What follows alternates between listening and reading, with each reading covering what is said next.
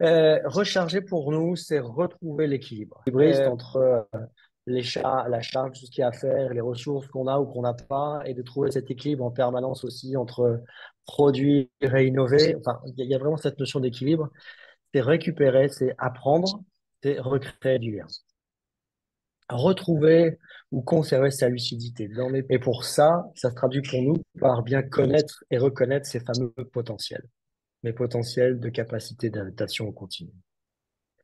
C'est aussi des moments essentiels pour apprendre de ce qui s'est passé, qu'est-ce qui a bien marché, qu'est-ce qui n'a pas bien marché, mais aussi de transmettre aux nouveaux ou aux autres équipes qui n'ont pas forcément encore connu telle ou telle expérience et d'enrichir par le partage de l'information et de l'expérience. Et c'est enfin recréer du lien, donc prendre soin des autres, de soi aussi, se reconnecter à soi, aux autres, à l'intention, pourquoi on est là, pas oublier pourquoi on est là, et aussi aux ressources, c'est-à-dire de bien, on entend par là, de recréer du lien, se connecter à ce qu'on a vraiment en termes de ressources pour soi, pour l'équipe et pour l'entreprise.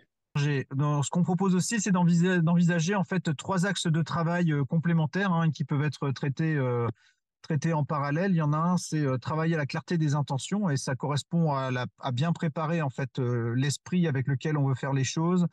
Où est-ce qu'on veut aller? Comment est-ce qu'on veut fonctionner? Qu'est-ce qui est important, urgent? Qu'est-ce qui nous pousse ou nous bloque? Donc de pouvoir faire des inventaires, mais le but du jeu, c'est vraiment de poser clairement nos intentions à un moment donné, parce que c'est ça qui va guider une bonne part de notre action derrière. Ensuite, un deuxième aspect qui nous paraît intéressant, c'est de préparer le terrain avant d'agir. Alors, c'est un peu le parallèle qu'on fait avec la période de l'hiver et en permaculture, le fait de se préoccuper de comment j'abonne mon terrain, comment je me débrouille pour que l'ensemble de mon potager puisse bien fonctionner ensuite au printemps et donner. Et donc, il y a un certain nombre d'actions que je dois faire pendant la période creuse, la période de recharge. Là, c'est des choses qui sont intéressantes à faire parce qu'elles nous permettent de mettre l'environnement en condition avant l'action. Pour préparer l'esprit, préparer le terrain. Et enfin, il y a toute la partie de comment est-ce que je prépare les outils de travail et les outils d'observation. Et on retrouve cette notion de lucidité, hein, dont on avait mentionné avant. C'est comment est-ce que je peux faire pour m'assurer à un moment donné que je vais réussir à voir la réalité correctement, même dans les périodes de résistance ou de rebond, et on en reparlera. C'est-à-dire vraiment créer les endroits, les moments, les routines, les mécanismes qui me permettent de faire remonter rapidement une information du terrain. Donc, dernier point, c'est je résous les irritants. C'est-à-dire que Recharger ses batteries, ce n'est pas seulement se reposer, loin de là. C'est d'abord rappeler cette notion de lucidité. Comment on reste lucide sur la situation, surtout quand tout bouge vite et fort. Sur le rôle du dirigeant, qui est de donner du rythme et de montrer l'exemple.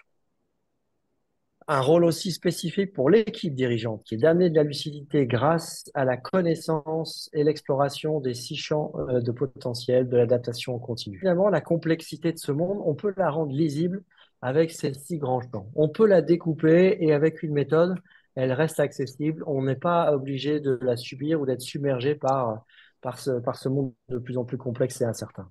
Et cinq, évidemment, recharger, c'est préparer le rebond.